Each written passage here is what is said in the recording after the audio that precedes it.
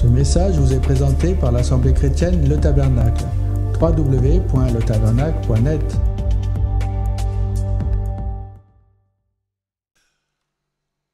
Regardez ce monde. Maintes fois, l'Écriture, et notamment le prophète Daniel, va nous enseigner que les choses que nous voyons sur la terre sont l'image des choses qui se passent dans le ciel. Les puissances spirituelles qui sont en guerre contre Dieu, en guerre contre elles-mêmes. C'est pour ça, d'ailleurs, que le royaume de Satan ne tiendra pas, n'est-ce pas? Parce que tout royaume divisé contre lui-même ne peut pas tenir, dira Jésus. Mais les puissances démoniaques qui animent ce monde, nous avons, avec un petit peu de discernement, la vision des choses.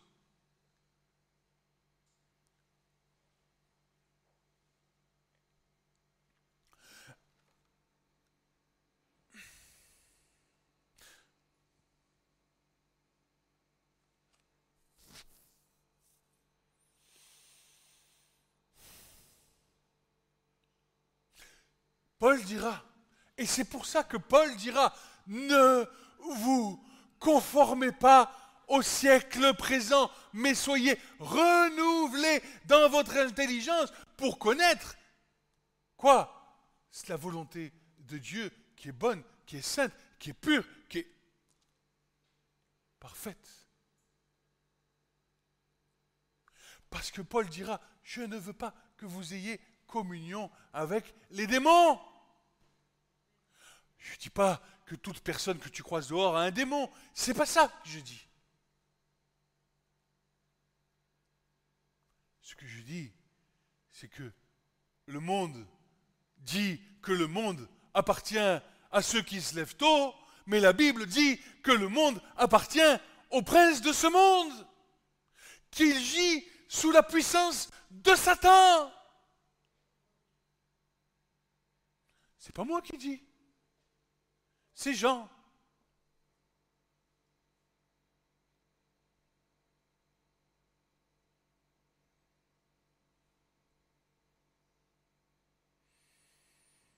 Jean, dans son épître, Jean, dans son épître, va nous donner quelque chose que quand je me regarde face à ça, je me dis, mais Seigneur, jusqu'à quand? Et le Seigneur me répond. Il me dit, jusqu'à ce que tu comprennes. Et voilà. Ça dépend de toi. Jusqu'à ce que tu comprennes. Jusqu'à ce que tu mettes en pratique. Et jusqu'à ce que tu obéisses pleinement à ma parole. Pas un petit peu. Et ce temps, entre le moment où tu es enseigné de Dieu,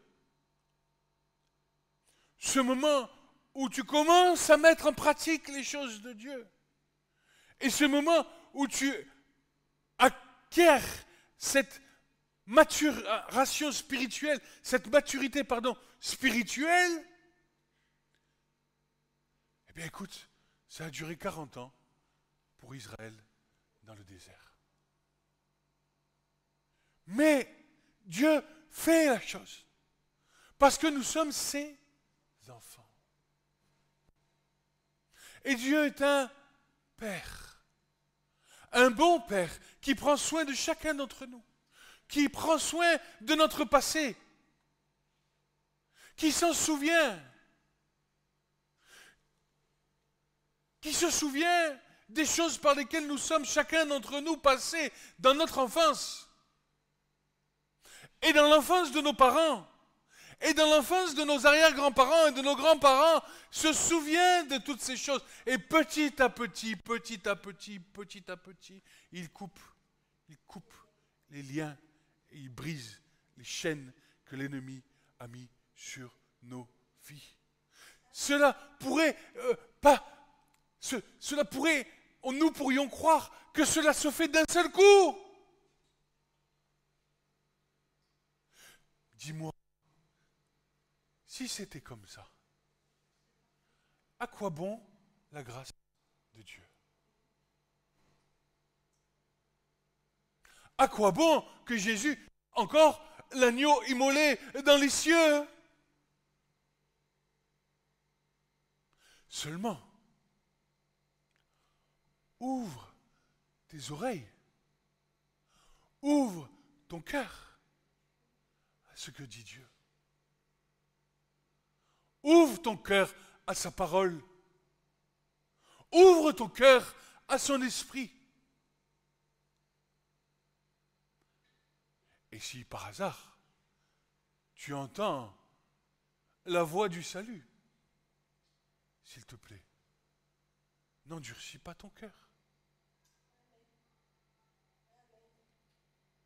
Car le jour du salut, dit l'Écriture, c'est aujourd'hui. Pas demain. Aujourd'hui. Parce que si le Seigneur retire ton souffle, sais-tu où tu iras?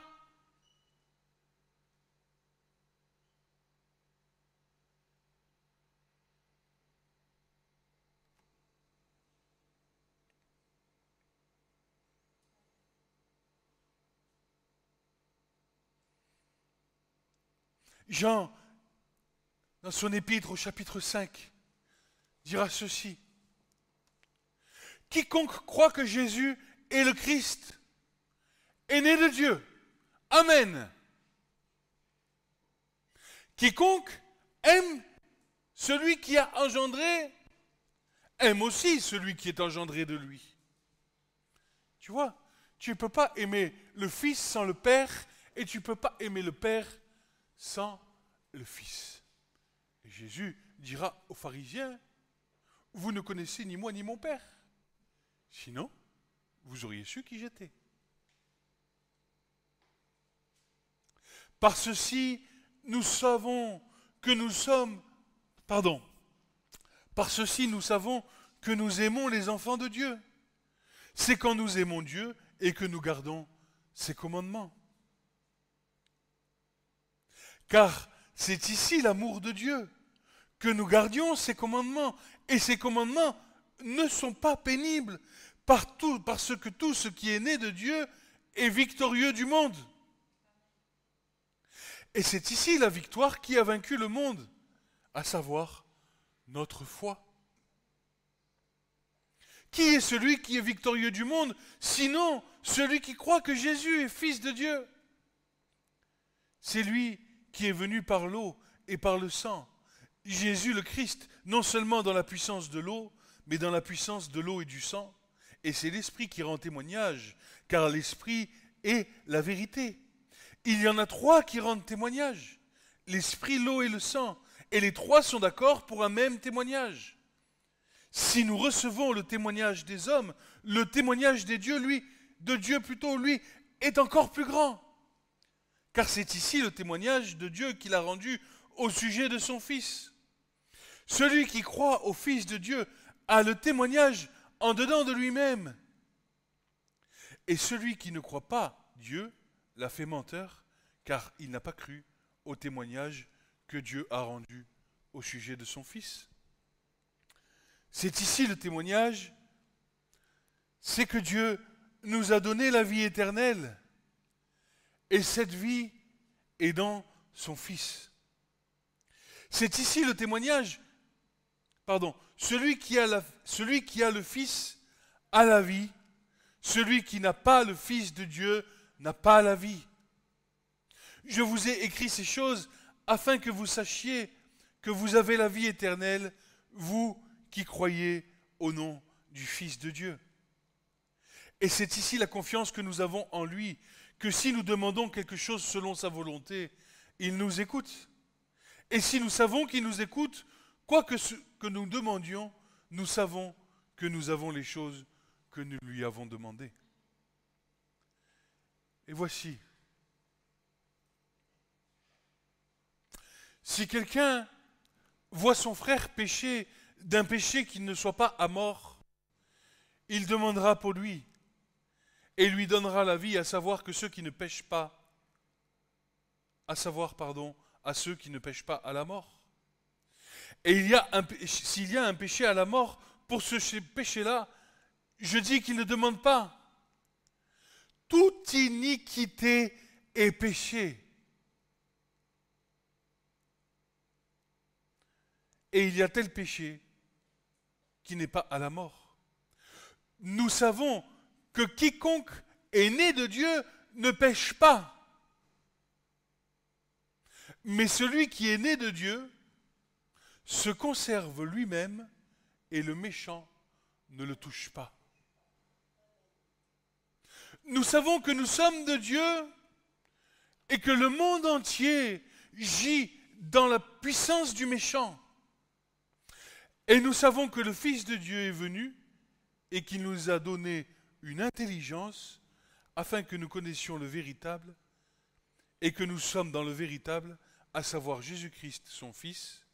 Lui est le Dieu véritable et la vie éternelle. Enfants, gardez-vous des idoles. Il est clair également que l'Écriture déclare que le diable a pouvoir uniquement sur la nature pécheresse de l'être humain. Et je me répète encore, c'est pourquoi celle-ci est destinée à mourir. Et j'ai quelque chose qui me vient, vous voyez. Pour que la chair meure, il faut que tu arrêtes de lui donner à manger.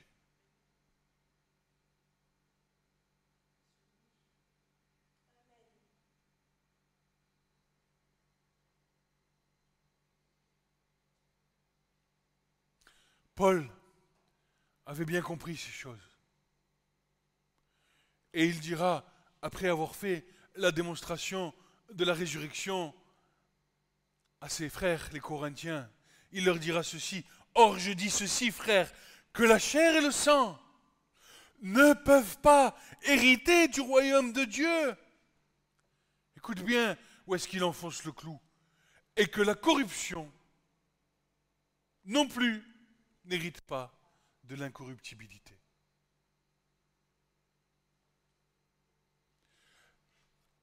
Mais quoi?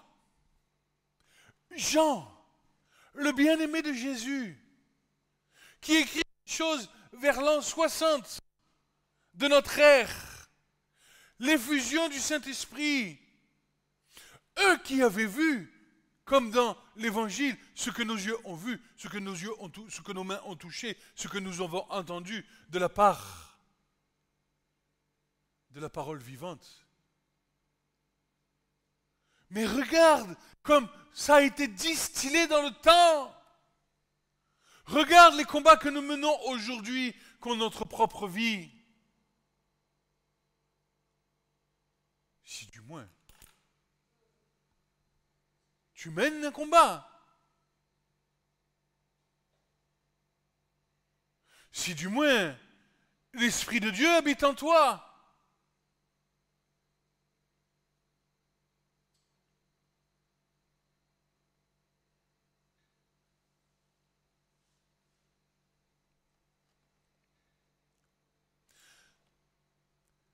Jésus nous enseigne encore une fois.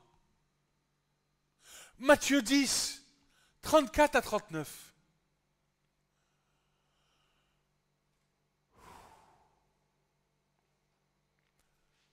Qu'est-ce qu'il dit à ses disciples? C'est bon, c'est cool. Je suis venu, je vous ai racheté. Ne vous inquiétez pas, tout va bien se passer pour vous. Ou il leur dit ceci: ne pensez pas que je sois venu mettre la paix sur la terre. Je ne suis pas venu mettre la paix, mais l'épée. Car je suis venu jeter la division entre un homme et son père, entre la fille et sa mère, entre la belle-fille et sa belle-mère, entre les ennemis d'un homme, seront les gens de sa maison, pas à cause de ta métanoïa, à cause de ta transformation, à cause de ce que Jésus sera en train de faire en toi. Les gens de ta maison deviendront tes ennemis parce qu'ils ne comprendront pas jusqu'à ce que eux-mêmes soient touchés par la grâce de Dieu.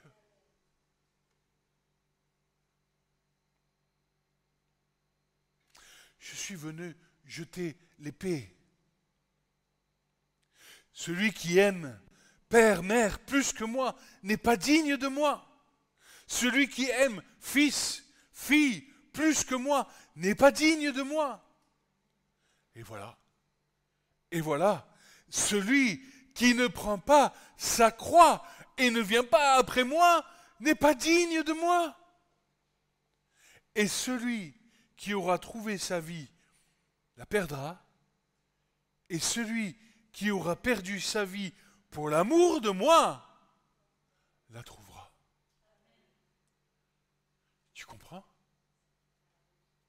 L'épée qui vient faire séparation, couper en deux.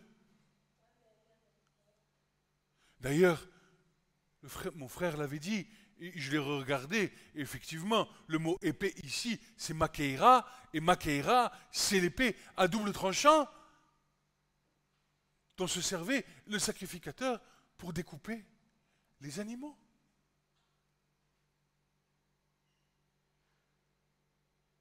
Prendre sa croix, comme nous le commande Jésus-Christ, a une signification bien particulière. Prendre sa croix, c'est marcher vers la mort.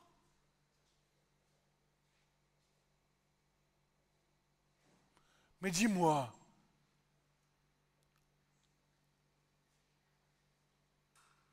mon frère Jean-Marc Taubois donnait dans un enseignement quelque chose de tellement évident.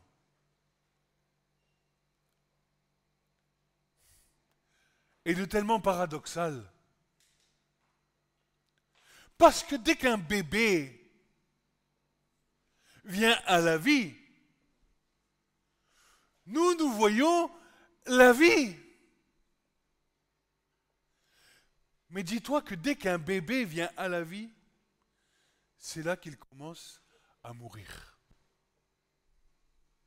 Il est sur le chemin de la mort. Parce que tôt ou tard, il mourra. Parce que le péché est rentré dans le monde par un seul homme. Et que le salaire du péché, c'est la mort. Mais que le don gratuit de Dieu en Jésus-Christ, nous dit l'Écriture, c'est la vie éternelle.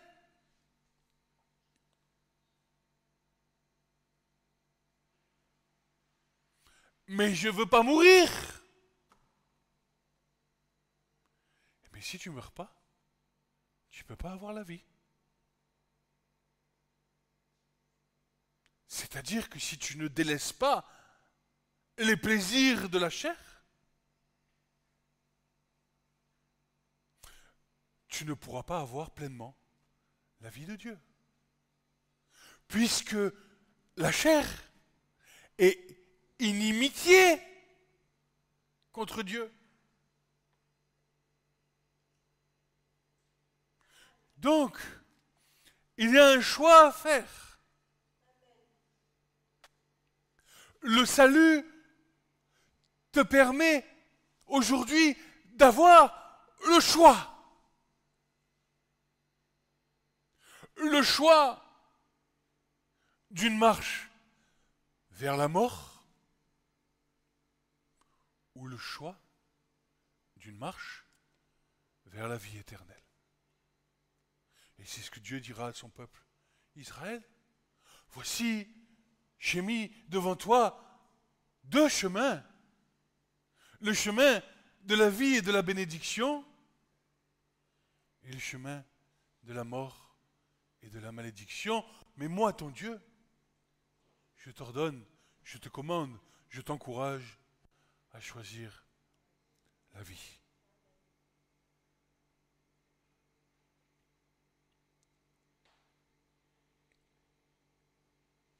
Alors,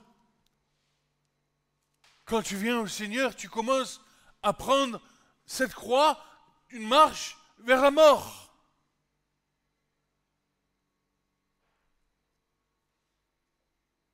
Et tu marches.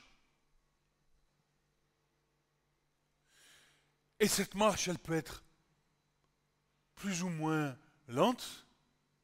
Ça dépend de nos personnalités, de notre passé, de notre vécu, de notre capacité à obéir, de notre communion avec le Seigneur, de multitudes de facteurs.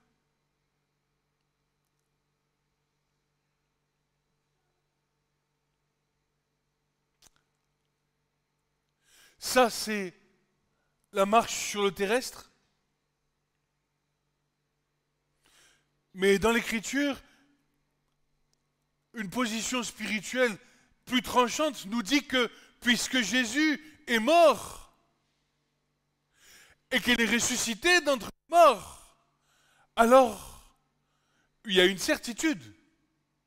C'est le but vers lequel nous marchons, c'est que nous sommes morts avec lui. Et que nous sommes vivants en lui. Ça, c'est le cadre de l'œuvre de Christ. Mais nous, qui marchons sur terre, avons encore du chemin et du chemin pour y parvenir à cette réalité spirituelle. Vous comprenez, l'œuvre, elle a été faite. Nous étions en Christ, Christ est mort à la croix, a condamné l'humanité, le péché qui devait tomber sur le jugement qui devait tomber sur nous est tombé sur lui. Oui, toutes ces choses sont vraies, ce sont bien des réalités spirituelles. Mais si c'est une réalité spirituelle, elle doit venir prendre vie dans nos vies.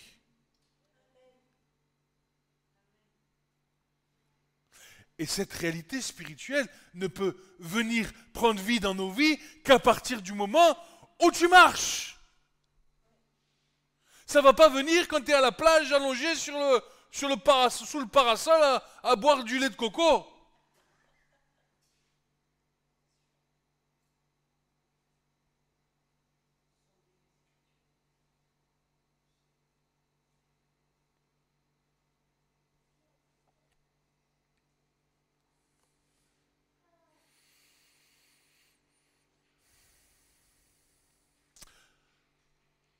Donc, de la même manière qu'un enfant qui vient à la vie par le sein de la mère commence à mourir, à partir du moment où tu nais de nouveau, toi aussi, tu commences à mourir. Et Paul ira même jusqu'à dire que nous ne sommes pas complètement morts, mais agonisants dans le Christ. Agonisant, ça veut dire que, eh ben voilà, un coup ça va, et puis un coup ça va pas. Parce que le vieil homme, lui,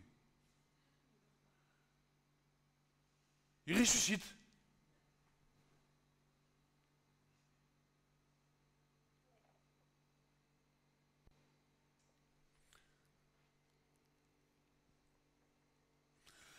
Alors, Paul nous enseigne encore Romains 6, 12, 14.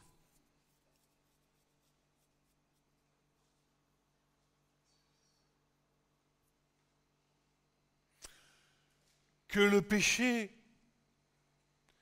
donc, ne règne point dans votre corps mortel pour que vous obéissiez aux convoitises de celui-ci. Tu comprends?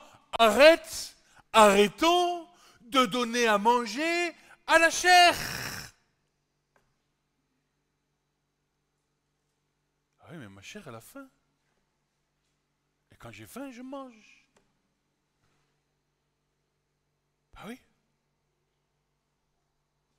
Mais tant qu'on n'en sera pas arrivé à dire j'ai faim, mais je ne veux pas me nourrir de ça, je vais me nourrir de toute parole qui sort de la bouche de Dieu pour nous élever en opposition avec ceux qui voudraient venir nourrir ta chair. Eh bien, ça sera eri, et tra-la-la.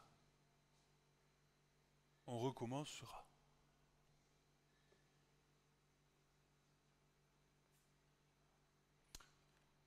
Alors, quelles sont les œuvres de la chair?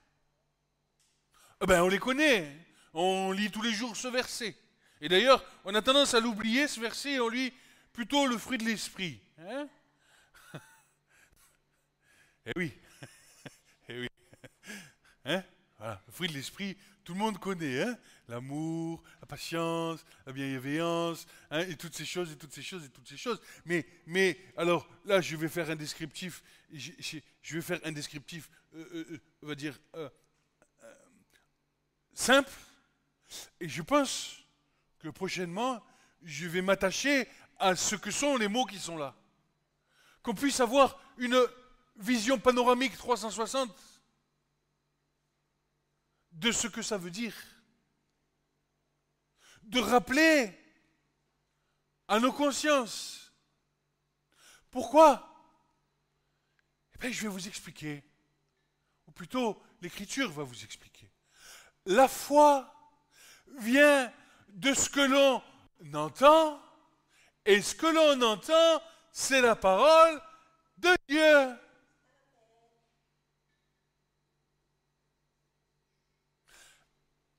La parole de Dieu ne vient pas en condamnation pour nous. Elle vient là pour nous accompagner dans la marche. Quand la parole te reprend, c'est pour t'accompagner.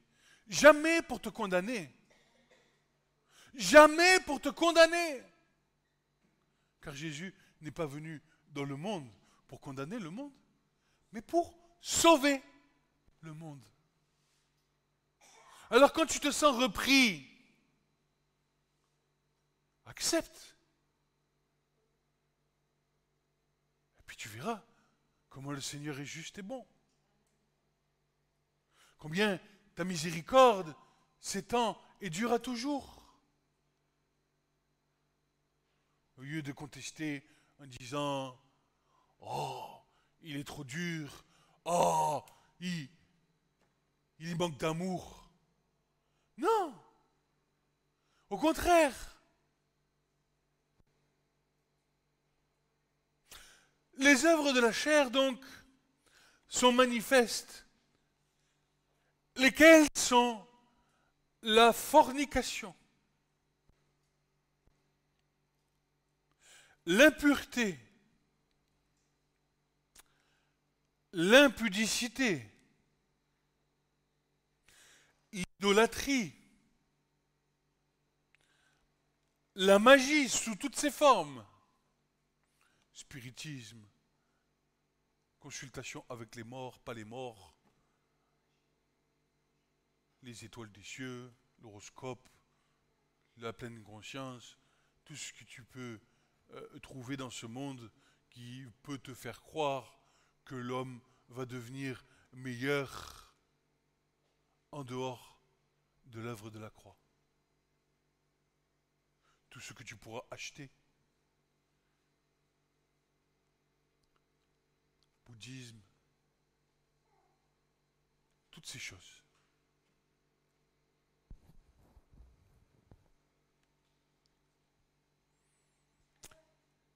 Les inimitiés. Tiens, je suis en colère contre quelqu'un. Les querelles entre frères, entre sœurs.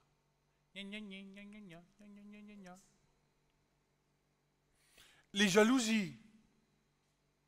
Les colères. Les intrigues. Ah, ça, les intrigues. Tiens, qu'est-ce qu'il fait lui? Tiens, qu'est-ce qu'il fait? Oh là là, je prends des jumelles. Je mets le fois de 200. Ah, je l'ai vu là-bas. Vu. Je vais le dire au pasteur.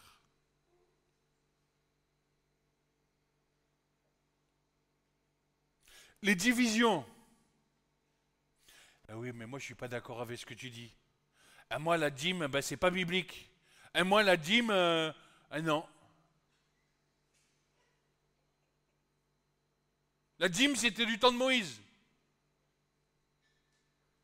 C'est marqué dans la Bible. Je l'ai lu. Et toi tu dis n'importe quoi. D'abord.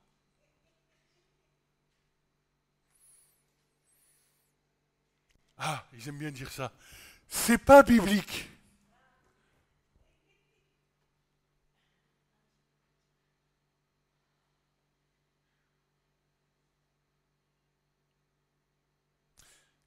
Les sectes, les envies.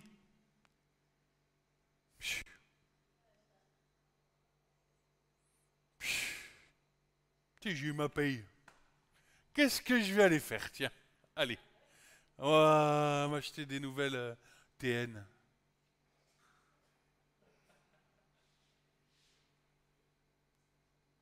Ou peut-être je vais aller faire du sport. Ou les meurtres, les ivrogneries, les orgies. Et puis Paul, il ne s'arrête pas là, il dit « Et les choses semblables à celle-ci, au sujet desquelles je vous déclare d'avance, comme aussi je l'ai dit, que ceux qui commettent de telles choses n'hériteront pas du royaume de Dieu. »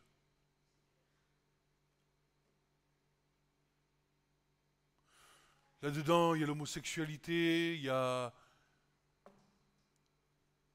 encore d'autres choses, le mensonge. La Bible n'est pas exhaustive dans un seul verset, un seul passage.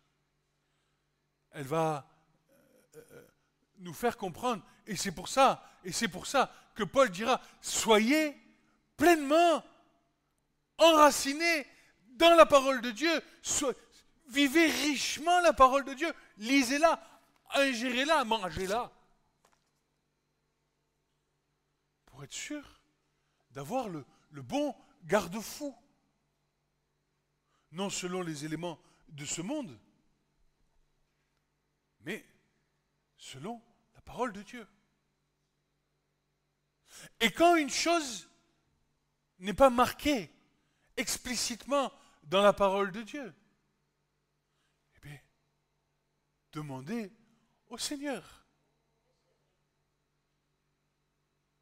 si ce que vous faites est juste ou injuste. Ne cherche pas dans le Talmud, ne cherche pas ailleurs. Car Paul dira, vous avez tout pleinement en Christ.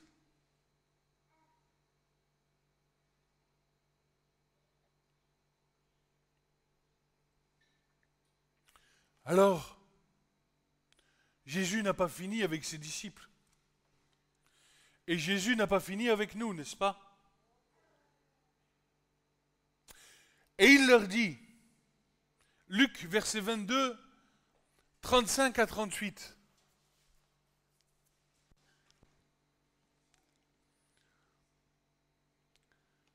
Il leur dit ceci, quand je vous ai envoyé sans bourse, sans sac et sans sandales, avez-vous manqué de quelque chose? Jésus était présent sur terre.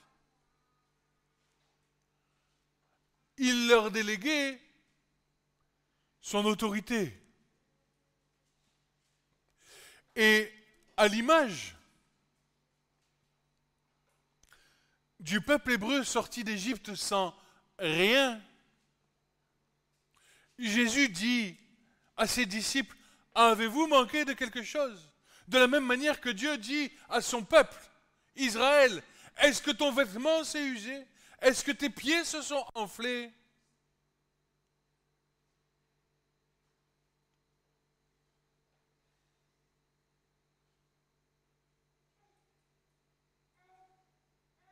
Non. Pourquoi? Parce que c'était moi qui te faisais sortir d'Égypte.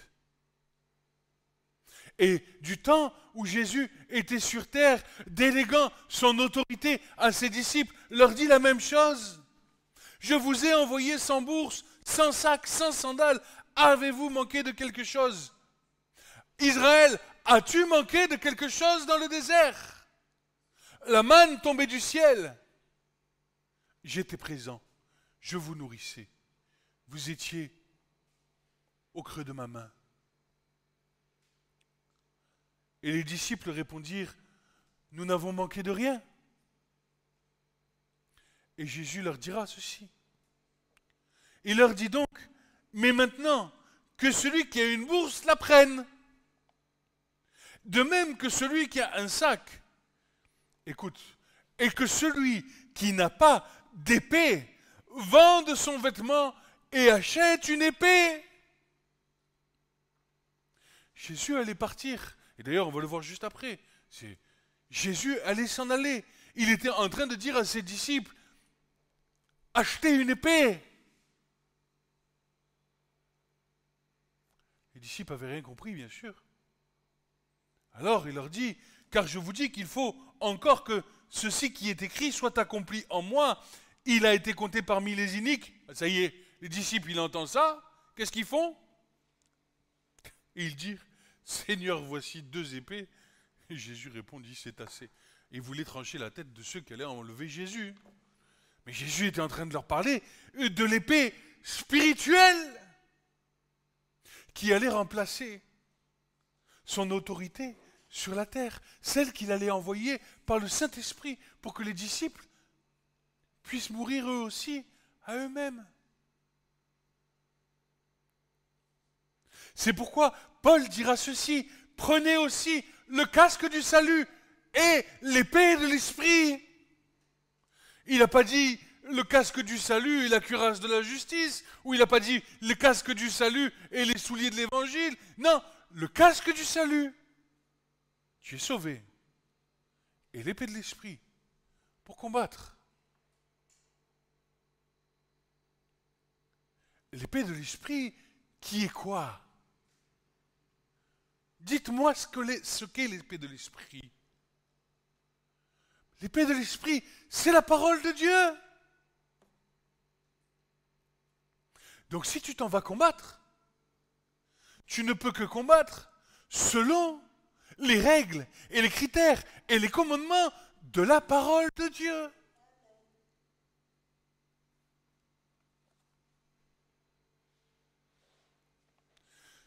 C'est pour ça que Paul dit aux Colossiens que la parole du Christ habite en vous richement, en toute sagesse, vous enseignant, vous exhortant l'un l'autre par des psaumes, des hymnes et des cantiques spirituels, chantant de votre cœur à Dieu dans un esprit de grâce, et quelque chose que vous fassiez, en parole ou en œuvre, faites tout au nom du Seigneur Jésus, rendant grâce par lui à Dieu le Père.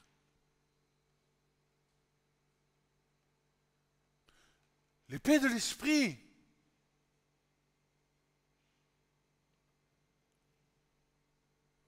Un verset que nous connaissons par cœur. L'épée de l'esprit, c'est la parole de Dieu. Et c'est Hébreux 4,12. Car la parole de Dieu est vivante. Elle vit. Elle est opérante. Elle opère. Plus pénétrante qu'une épée à 2 tranchants, atteignant jusqu'à la division de l'âme et de l'esprit, des jointures et des moelles, elle discerne les pensées et les intentions du cœur.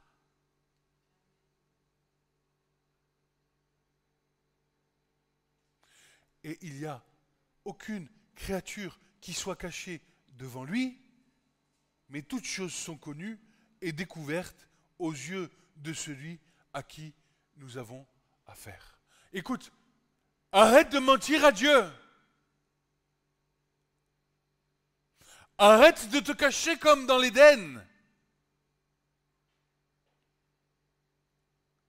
Parce que toutes choses sont nues et découvertes devant la face de Dieu. Tôt ou tard, les choses seront mises en lumière. Tôt ou tard, nous serons jugés. Et à ce moment-là, le sage conseil dans lequel je peux nous encourager, c'est de ne rien laisser caché. Si tu pèches, volontairement ou involontairement, qu'importe, je t'en prie, ne laisse pas ça mûrir, ne laisse pas ça prendre racine dans ta vie, mais confesse tes choses. Viens les mettre en lumière. 1, 2 personnes, ton épouse,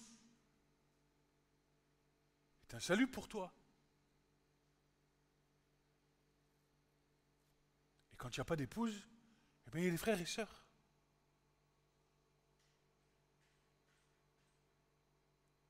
Parce que si tu restes avec des racines d'amertume dans ton cœur, alors sache qu'elles prendront racine. Et que ce ne sera plus des racines, mais des troncs d'arbres déracinés.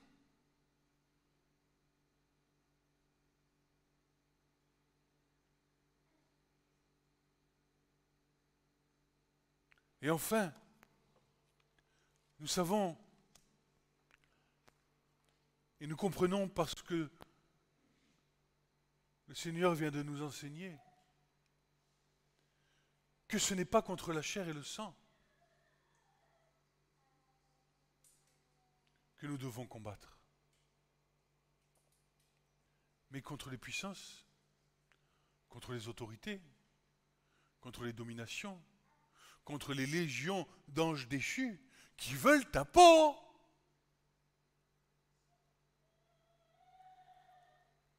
Ils veulent ta peau.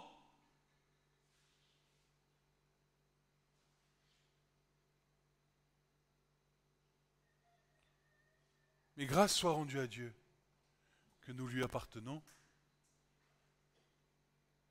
et qu'ils n'auront rien de plus que ce que nous voulons bien leur laisser.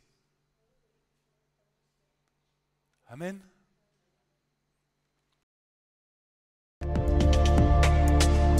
Ce message vous a été présenté par l'Assemblée chrétienne Le Tabernacle. www.letabernacle.net